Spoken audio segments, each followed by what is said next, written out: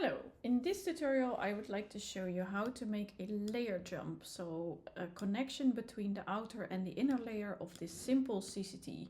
So this is a layer jump for CCT, and it's important to note that this, what I will demonstrate today, will not be a hardware bend free layer jump. So if you're really strict about having hardware bend free connections, this is not the tutorial that we will be discussing that. We will start from a simple CCT. So we just start with this one that has like an inner layer and an outer layer separate here. And what we want to connect is actually, since what we want to connect is the paths basically that are here, I will actually pick out the paths and layer them, label them appropriately so that the confusion will not be massive later on. So what we want to do is put them in the same group eventually and add to that group a sort of connection that connects this one to the other one. How do we do that? So let's first make sure that the outer CCT has a bit more room, because as you see here, if we want to make the connection here from this point to that point, there's only very little room to do so. So how do we do that? We click on the CCT and we go to the number of turns, and we basically cut away a tiny piece here so that instead of starting the winding from here, sort of on the center axis of this coil, we start winding a little later, or we end winding further, earlier, so that there is a bit more room. And we do the same on the other side. So here for the inner layer, we also change a bit where the winding starts or stops, depending on how you wind this thing.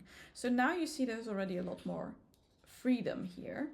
Another important thing is that these are actually on a different spacing, because this is the outer layer and that's the inner layer. So there is actually some room to overcome going from right to left here in this view. And the way we would do that is by making an arc. And this is explained in a different tutorial. So it's the current leads tutorial that is on the website as well.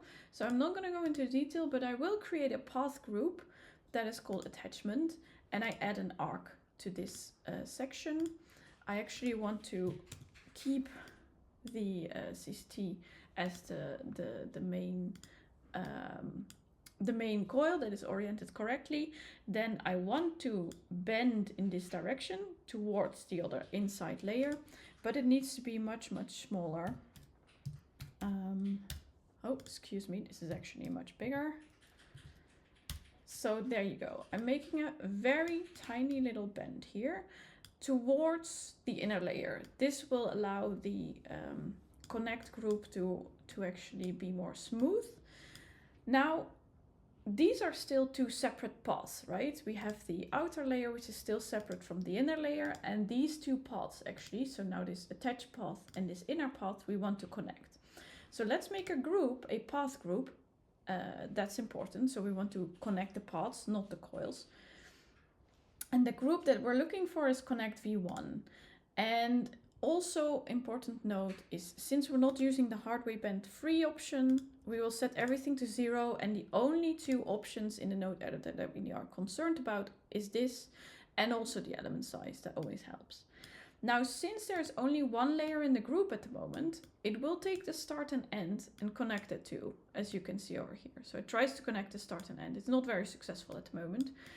What we want instead is to connect the inner layer to the outer layer. So I take this, I copy, and I paste it in the connection. And I will disable this.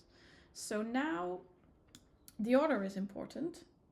It connects the first one to the last. I want to do the other way around because I attached my arc here. So I'm going to swap these over. And we're almost there actually, as you can see. So now the inner layer and the outer layer are connected.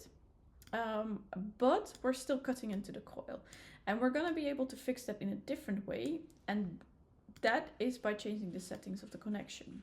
Now, how does this work, the connection? It works by forming B-splines, which is explained on the web. A B-spline is basically a numerical analysis that allows you to have a smooth transition from one set of points to another set of points, or from one curve to the other.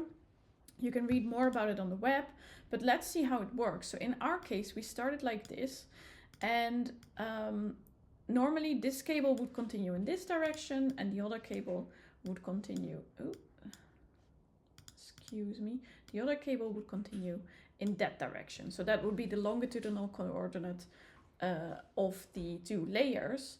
And the B-spline works by adding 2 points, one for each direction, and it will try to use these 2 points to end from this spot to that spot in a smooth way as possible. And the further this point is away from the start of this coil, the longer this line basically, and the longer it follows this line before it turns over to that line. So in this example, this is a shorter B-spline, a shorter section than that, so the curve will be more heavily on this side. So it will be, it won't be like an equal curve basically on both sides. So it curves smoother here and it's stronger there. But you can move away this point and therefore this length becomes longer, and then it will be more circular again, the bend. So by controlling these points, these so-called control points, you change the length between the end of the coil and the control point, and also the shape of the curve. Now, in our case, these control points are changed by strengths. And so the strength 1 and strength 2 control the length of these lines here. So the length between the end of the coil and the control point. And that's how you can play here. So you see, in our case, the strengths are still quite small, and in order to make a sort of wider curve, you would want to move the control points outward. So we move the first control point, and already you see that this curve is longer and smoother. And this already actually almost works. I think we're still hitting the other coil, so let's make it equal and allow also the other side to be more smooth. And now, in fact, you see that we're not touching the coils anywhere anymore, and we are connected. So in summary, what did we do? We first made a bit more room by changing where the winding stops for the outer and for the inner layer. Then we added a curve here, an arc, to this outer CCT to make sure that we're going towards the inside instead of staying there. Because in fact, if I remove the arc, let's ungroup this and then remove this, you see that we're cutting in this layer, right? Because we're still not easily out of this plane. So by adding the arc, we're going out of this sort of plane of this CCT towards the plane of the other CCT, and that will allow the smooth transition to happen. And then finally, we added a connection path group that uses B-splines, it uses B-splines to make a smooth transition from this point, because that's where the arc stops, to that point by changing the length of the control points.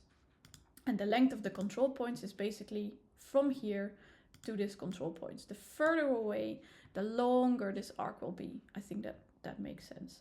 And that's basically how you make a smooth layer jump between one CCT layer and another. For hard way bend free options, there is going to be another tutorial that will show you how to make a hard way bend free connection between layers of coils. This is the end of this tutorial for the non-hard way bend free layer jump in CCTs.